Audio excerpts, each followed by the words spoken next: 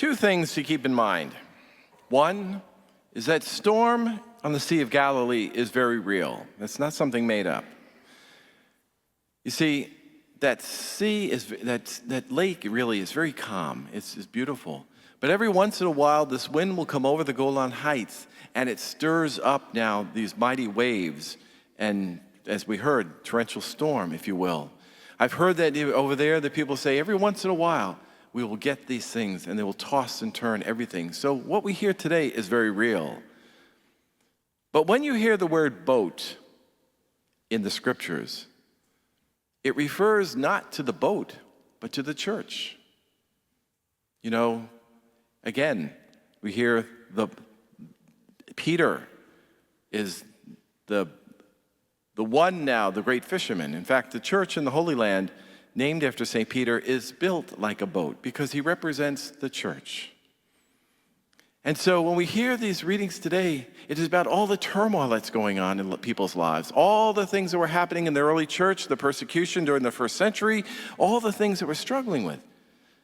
But it's also a reminder of all the turbulence that goes on in our life, all those inner things. When we forget that we have been baptized, when we forget, as St. Paul said, that we stand now as heirs to the kingdom. Where is your faith? Where is your trust? And Jesus always said to his apostles and to all of us, I will never leave you alone. He never said it was going to be easy, but he said, I will always be there with you. And in those storms that come up in our own life, those interior things that happen, when we fail, we're thinking, we say like the psalmist did, you know, Lord, out of the depths I cried to you because I forgot that you were there. I forgot to trust and place that trust in you because you called me by name in baptism.